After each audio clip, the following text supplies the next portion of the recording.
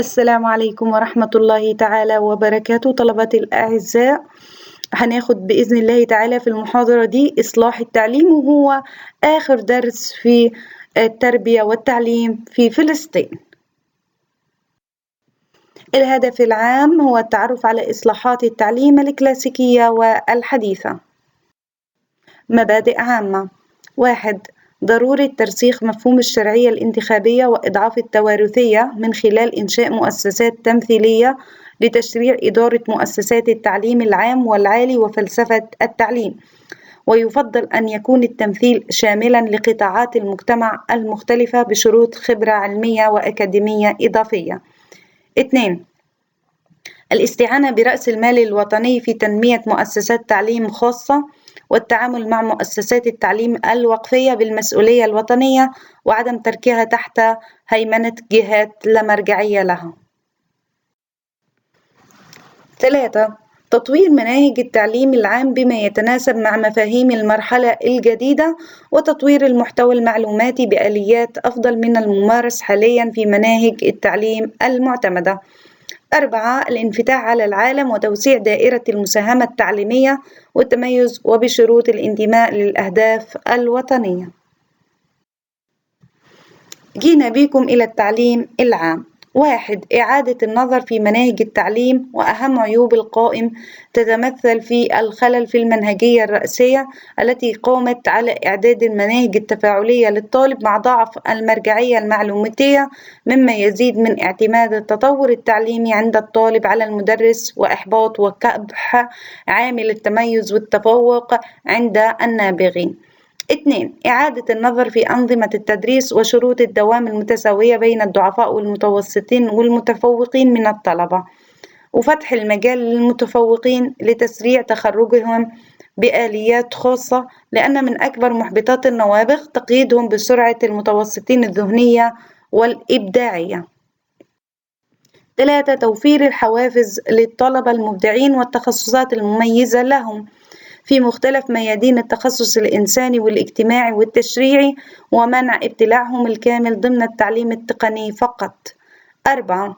إعادة النظر في تأهيل المدرسين وتخفيض عدد ساعات مساقات التعليم الثانوية، واعتماد تعديل للعلامات يعكس وزن المواد الفعلي وساعات الدوام لها. 5.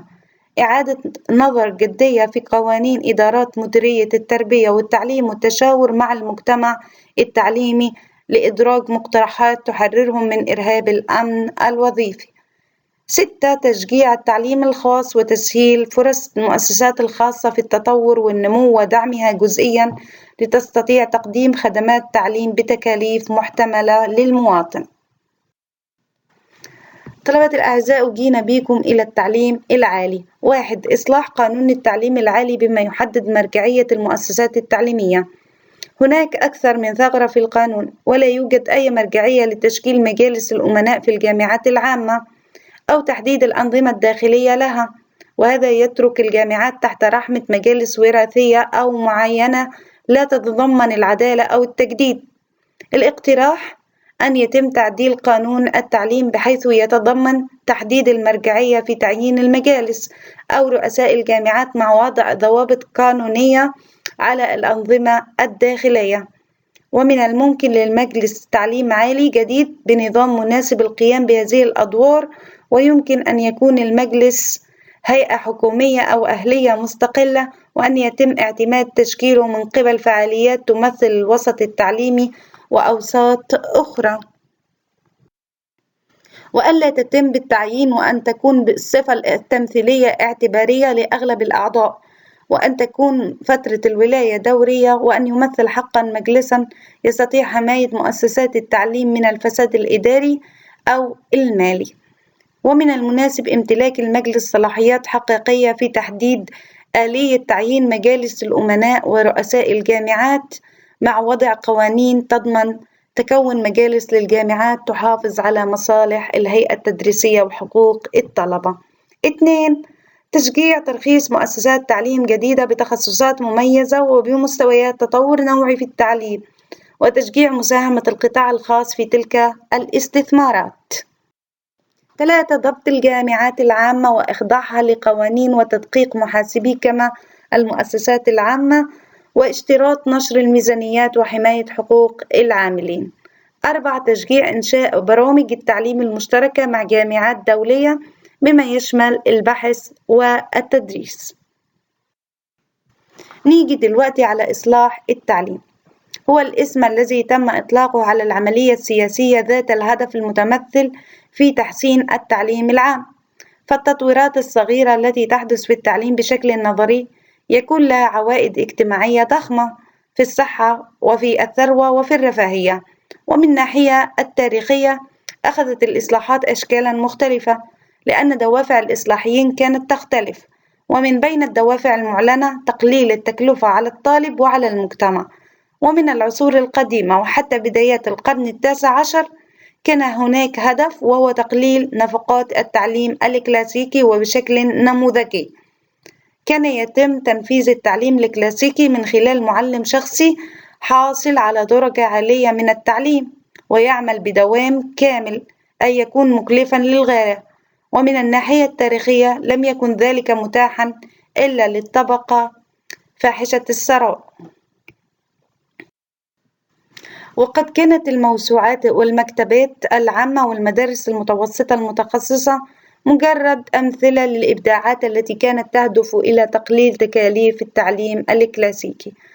هناك إصلاحات أخرى ذات صلة كانت تحاول تطوير النتائج الكلاسيكية المشابهة من خلال التركيز على الأسئلة التي تبدأ ب لماذا وبأي، التي كان التعليم الكلاسيكي يهملها.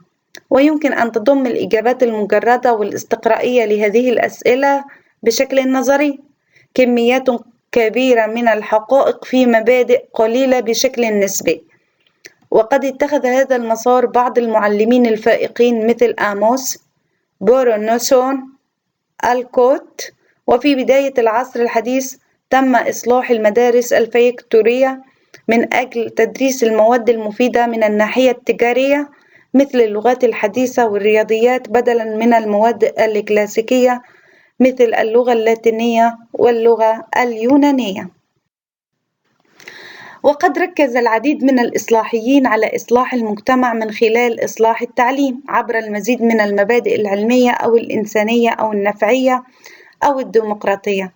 ويعد جون دوي وأنتون ماكرنيكو من الأمثلة البارزة لهؤلاء الإصلاحيين. وقد قام بعض الإصلاحيين بالدمج بدوافع متعددة على سبيل المثال ماريا مونتسوري، والذين كانوا يقومون بالتعليم لأغراض السلام هدف اجتماعي والوفاء باحتياجات الأطفال هدف إنساني. أخذ الإصلاح العديد من الأشكال والاتجاهات، وخلال التاريخ والفترات المعاصرة تغير معنى وأساليب التعليم من خلال المناظرات التي تدور حول ماهية نتائج المحتويات أو الخبرات لدى الفرد المتعلم أو المجتمع المتعلم. وربما يتم تطبيق التغييرات من خلال المعلمين على حدة ومؤسسات المدارس واسعة النطاق، أو من خلال تغييرات المناهج مع تقييم الأداء. الإصلاحات الحديثة. رغم حدوث الإصلاح التعليمي على مستوى محلي في العديد من الأوقات عبر التاريخ، إلا أن المفهوم المعاصر لإصلاح التعليم يرتبط بانتشار التعليم الإجباري. ولم تصبح إصلاحات التعليم زائعة الانتشار إلا بعد أن تم تقنين إصلاح الدراسة المنظمة بشكل كافي. وفي العالم المعاصر زاد النمو الاقتصادي وانتشار الديمقراطية من قيمة التعليم، كما زاد من أهمية ضمان أن يتاح لكل الأطفال والكبار القدرة على الوصول إلى تعليم عالي الجودة وشديد الفعالية. وتقوم إصلاحات التعليم الحديثة بشكل متزايد على التفاهم المتنامي لما يمكن أن يفيد في التعليم وكيف يمكن تحسين التعليم والتعلم في المدارس بشكل ناجح. إصلاحات التعليم الكلاسيكي. كان التعليم الكلاسيكي الذي كان يتم تدريسه في فترة القرنين الثامن عشر والتاسع عشر يفتقد إلى ميزات كانت بمثابة مصدر الإلهام للإصلاحيين. لقد كان التعليم الكلاسيكي يركز بشكل كبير على الإجابة على الأسئلة التي تبدأ بمن وماذا وأين ومتى، والتي كانت تهم أغلبية الطلبة. وبشكل طبيعي كان تعليم المجموعات يتجاهل الأسئلة النظرية التي تبدأ ب لماذا وأي، والتي كانت تهم عددا كبيرا للغاية من الطلاب، ما لم يكن التعليم يجري بكل عناية. كما أن التعليم الكلاسيكي في هذا الوقت كذلك لم يكن يهدف إلى تعليم اللغات والثقافات، وبدلا من ذلك كان يتم تعليم اللغات القديمة اليونانية واللاتينية وثقافتها، وقد أدى ذلك إلى ظهور تأثيرات اجتماعية غريبة يمكن أن تكون الطبقة المفكرة بها أكثر ولاءً للثقافات والمؤسسات القديمة أكثر من ولائهم للغاتهم العامية الأم والهيئات الفعلية التي تحكمهم. نيجي دلوقتي إلى إصلاح التعليم في الدول العربية. من شأنه أن يساهم في الاستقرار السياسي والنمو الاقتصادي ورفع مستوى الشعوب.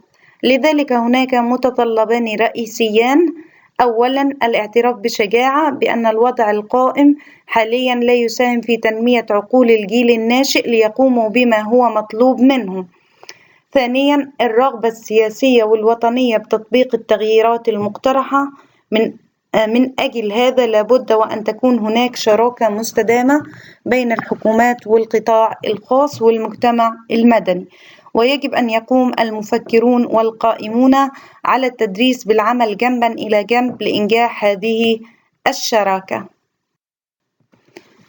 هناك بعد اجتماعي مهم لهذا كله، ألا وهو نظرة المجتمع إلى أهمية التعليم والمعلومات. فقد بنيت الحضارة الإنسانية على المعرفة والعلم وتطبيقاتها، أما في العالم العربي فقد أدى انتشار الثروات المادية إلى إعطاء أولوية للمال أكثر من العلم والمعرفة.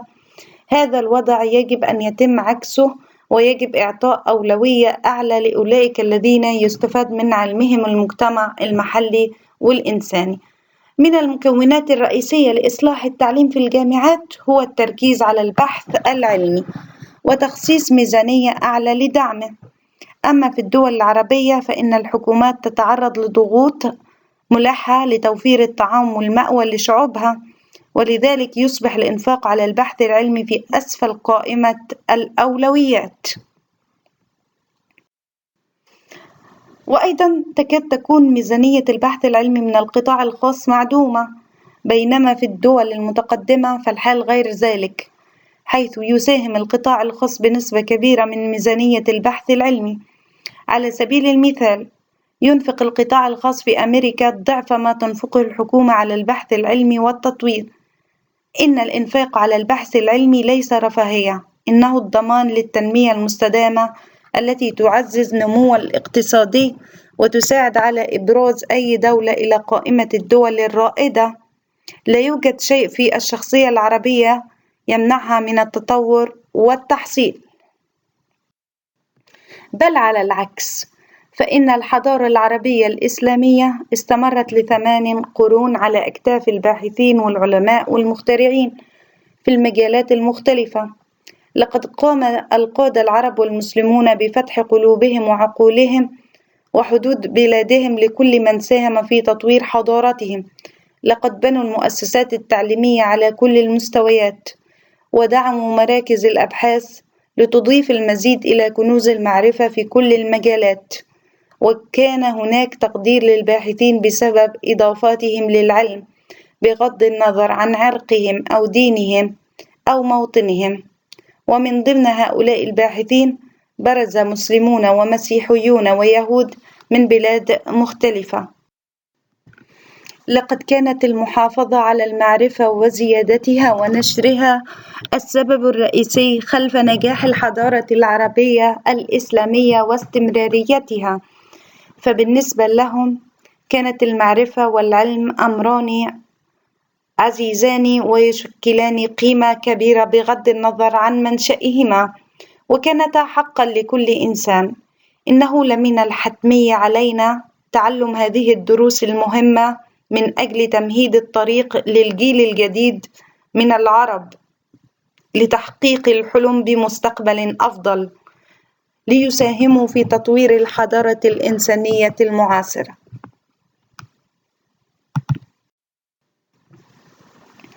طلبتي الأعزاء، دلوقتي جينا بيكم إلى التقويم الختامي. سؤال تقويمي 1: عرف إصلاح التعليم. سؤال تقويمي 2: وضح المبادئ العامة لإصلاح التعليم. طلبتي الأعزاء، وصلنا بكم إلى نهاية محاضرة اليوم، وأيضا نهاية مساق التربية والتعليم في فلسطين. أتمنى لكم بإذن الله تعالى التوفيق والسداد، والسلام عليكم ورحمة الله تعالى وبركاته.